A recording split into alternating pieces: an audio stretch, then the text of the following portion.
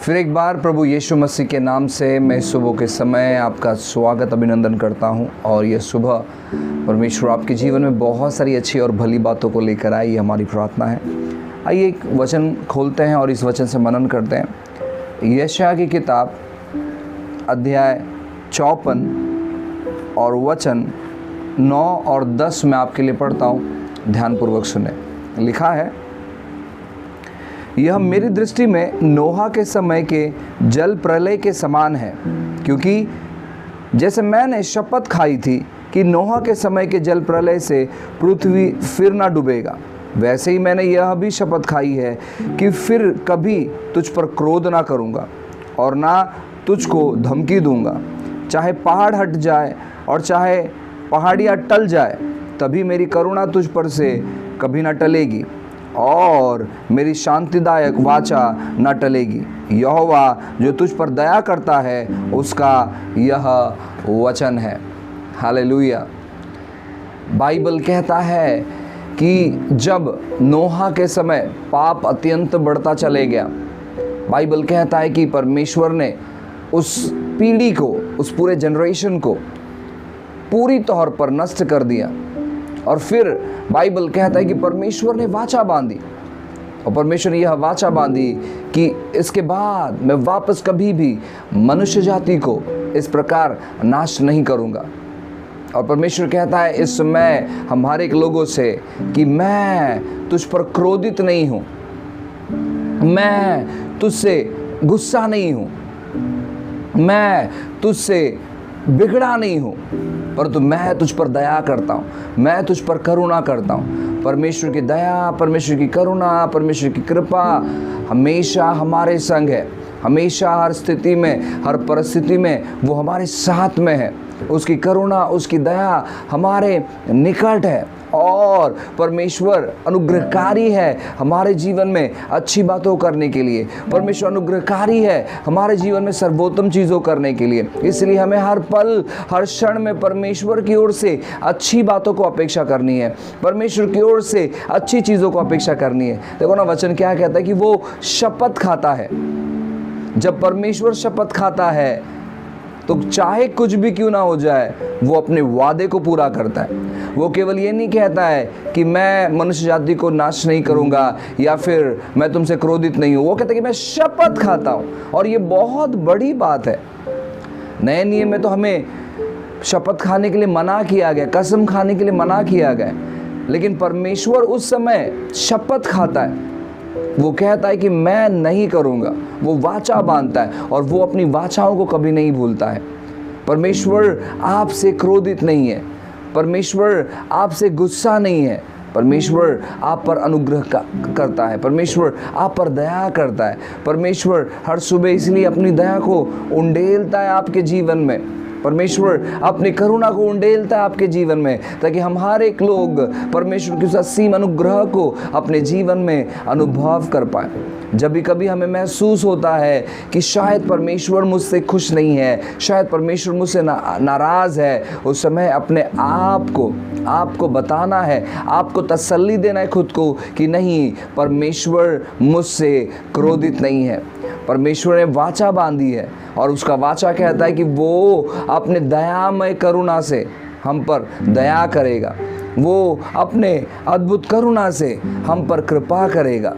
वो हमसे नाराज़ नहीं है, वो हमसे असंतुष्ट नहीं है, वो हमसे गुस्सा नहीं है, क्रोधित नहीं है, परंतु वो हमारे निकट है, वो हमारे संग है, वो हमें छुटकारा देता है, वो हमें सहारा देता है, वो हमें बचाता है, वो हमें मार्गदर्शन करता है, वो हमें बुरी रास्तों से अच्छे रास्तों पर लेकर आता है, वो हमें गाइड करता है, वो हमें सलाह देता है, वो हमें मार्गदर्शन करता है। आपको इस प्रकार विश्वास करना है। परमेश्वर इंसान नहीं है कि वो बोलकर मुखर जाए। परमेश्वर ने जब कहा है तो वो अपने वादे को पूरा करता है, वो अपनी वाचाओं को पूरा करता है और वो वाचा बांधता है कि मैं तुमसे क्रोधित नहीं हूँ, मैं तुमसे असंतुष्ट नहीं हूँ, मैं तुम्हारे नाश करने के बारे में नहीं सोच रहा हूँ, मैं तुम्हारे जीवन में अच्छी बातों को लाने के बारे में सोच रहा हूँ। तुम्हारा भविष्य अंधकार से नहीं भरा हुआ है, परंतु तुम्हारा भविष्य प्रकाश से भरा हुआ है। और जब हम इन चीज़ों को जानते हैं, जब हम इन चीज़ों का अनुभव करते हैं, मैं आपसे कहना चाहता हूँ ना, हम अद्भुत बातों को देखने लगते हैं, हम अद्भुत चीज़ों को देखने लगते हैं, हम अनोखी बातों को देखने लगते हैं। हमारे जीवन में परमेश्वर की महाकरुणा है, हमारे जीवन में परमेश्वर अद्भुत चीज़ें करते हैं, परमेश्वर हमारे जीवन में अनोखी बातों करना चाहते हैं। और सबसे पहले वो हमारे हृदय को सेटल करना चाहते हैं इन बातों से कि मैं तुझसे निराश नहीं हूँ। अपने आप को अक्सर आप कहना चाहिए कि परमेश्वर मुझसे निराश नहीं है, परमेश्वर मुझसे खुश है, परमेश्वर मुझसे खुश है। मैं जानता हूँ कि बहुत सारी बार मैं परमेश्वर की बातों को पूरा नहीं कर पाऊँ, लेकिन प्रभु मुझसे खुश है। और ये बात आपको हौसला देगा, ये बात आपको तसल्ली देगा। देखो, अगर एक उदाहरण मैं आपको देना चाहता हूँ और मैं चाहूँगा कि आप इस उदाहरण के बारे में सोचो कि आपने किसी से एक भारी रकम का कर्जा लिया हुआ है और वो व्यक्ति बहुत डेंजरस है। किसी ने आपको बताया है कि वो व्यक्ति बहुत ख़तरनाक है, अगर आप उसका पेनल्टी नहीं भरते या आप उसका कर्ज़े का जो ब्याज नहीं भरते, आप उसके कर्ज़े को समय पर नहीं चुकाते, तो वो बहुत बुरी तौर पर व्यवहार करता है।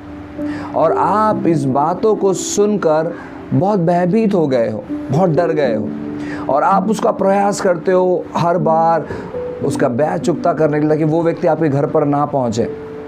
लेकिन ऐसे हो जाता है कि आपसे वो ब्याज देना होता नहीं है, और फिर आपके मन में काफ़ी सारे ख्याल आते हैं, आपके मन में काफ़ी सारी सोच आते हैं, आपके मन में काफ़ी सारे विचार आते हैं। वो सारा विचार आपको सताता है, जो सोच जो विचार लोगों ने आपके अंदर डाला है, और फिर आप डरने लगते हो, आप उस व्यक्ति का सामना नहीं करते।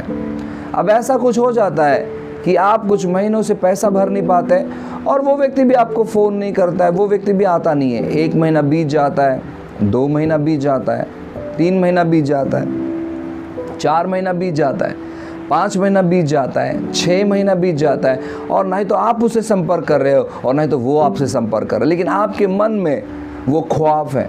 अगर आपने 6 महीने के बाद अगर आप किसी अपने दोस्त से या अपने अड़ोस पड़ोस के लोगों से बात कर रहे हो और अचानक अगर उस व्यक्ति का नाम निकलता है कि अरे यार, कल वो व्यक्ति ना उस व्यक्ति के घर पर गया था और उस व्यक्ति को उसने बहुत पीटा क्योंकि उसने उसके पैसे नहीं दिए, तो आपके मन में अचानक वो डर आ जाता है कि अरे मैंने भी 6 महीने से उसके पैसों को नहीं दिए, लेकिन अब मेरा क्या होगा, अब मैं क्या करूं, अब मेरे पास क्या उपाय है।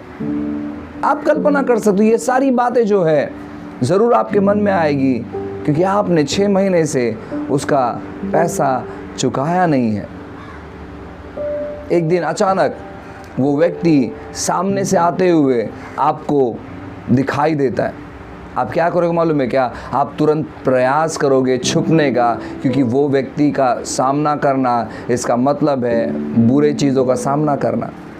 वो व्यक्ति का सामना करना इसका मतलब है खुद की बेइज्जती कर लेना। उस व्यक्ति का सामना करना इसका मतलब है कि अपने जीवन में दुर्घटना को लेकर आना। तो आप क्या करोगे? आप छुपने का प्रयास करोगे।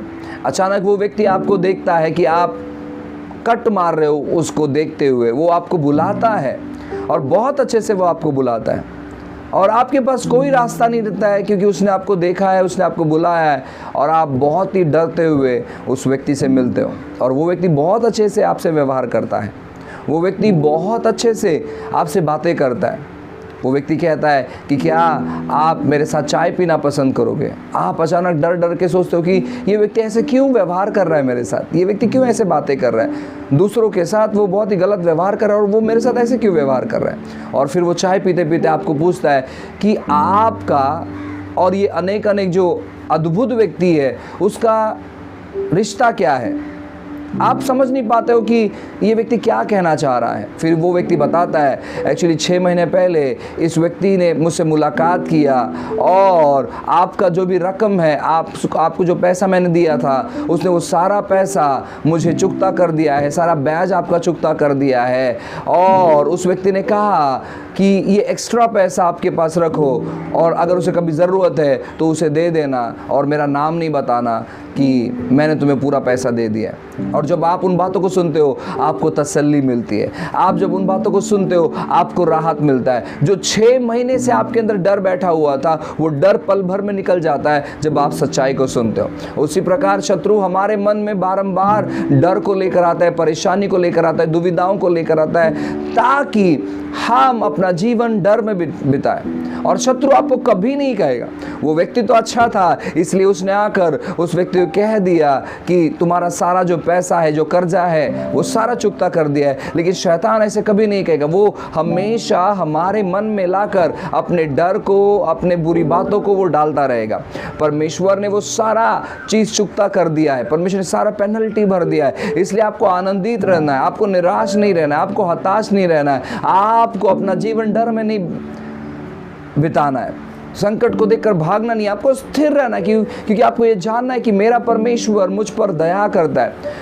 चाहे पृथ्वी और आकाश टल जाए, लेकिन उसका वचन जो है ना कभी नहीं टलेगा। और उसका वचन कहता है कि मैं तुझसे निराश नहीं हूँ, मैं तुझसे क्रोधित नहीं हूँ, मैं तुझे मिटाऊंगा नहीं, मैं तेरे अस्तित्व को रखना चाहता हूँ, मैं तुझ पर दया करना चाहता हूँ, मैं तुझ पर अनुग्रह करना चाहता हूँ। आपको हमेशा इन चीज़ों को अपने जीवन में ग्रहण करना, अपने जीवन में देखना। और जब आप इन चीज़ों को देखना शुरू करोगे, परमेश्वर अद्भुत चीज़ें आपके जीवन में करेगा, परमेश्वर महान चीज़ें आपके जीवन में करेगा। इस सुबह के समय आपको जानना है कि परमेश्वर सच में कृपालु है, परमेश्वर सच में दयालु है, परमेश्वर सच में अनुग्रहकारी है और वो हमारे जीवन में सारी अच्छी और भली बातों को करने पर है।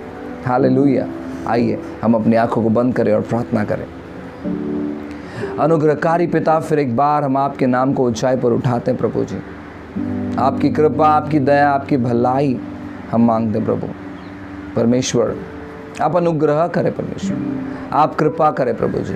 हमारे हर एक लोगों को प्रभु जी हम आपके हाथों में समर्पित करते हैं प्रभु। हमारे हर एक लोगों को परमेश्वर आपके सामर्थ्यशाली हाथों में देते प्रभु जी। प्रार्थना करते प्रभु जी, आपकी इच्छा, आपकी योजना प्रभु हमारे एक लोग के जीवन में पूरा होने के लिए यीशु के नाम से प्रभु जी हम प्रार्थना करते प्रभु जी। हम जितने भी लोग प्रभु जी इस समय जुड़े हुए हैं प्रभु, उन्हें ब्लेस कर, उन्हें आशीष कर परमेश्वर राजा। प्रभु आपके वाचा के अनुसार आपका दया, आपकी कृपा प्रभु जी उन पर होने पाए राजा। आपने अनुग्रह किया, धन्यवाद देते राजा। सारी चीज़ों को, सारी बातों को आपके हाथों में देते प्रभु। इस सुबह के समय को हम कमांड करते हैं अच्छी बातों को लेकर आने के लिए प्रभु। हर एक क्षण में आज के दिन आपने अच्छी चीज़ों को ठहराया प्रभु, उन बातों का अनुभव करने के लिए प्रभु जी आप मार्गदर्शन कर रहे हैं, इसलिए हम धन्यवाद देते हैं। सारे रास्ते खुल जाए यीशु के नाम से प्रभु। आपकी कृपा करुणा प्रभु देखने के लिए आप मदद सहायता कर रहे हैं, धन्यवाद देते राजा। स्थिति को, परिस्थिति को हम बदलते हैं यीशु के नाम से, यीशु के वचन के अनुसार और यीशु की इच्छा के अनुसार प्रभु। आपने अनुग्रह किया, धन्यवाद देते हैं। सारी बातें, सारी चीज़ें फिर एक बार आपके हाथों में समर्पित करते हैं। महान महिमा आपको देते हैं। प्रार्थना यीशु के नाम से मांगते हैं। आमेन, आमेन, आमेन।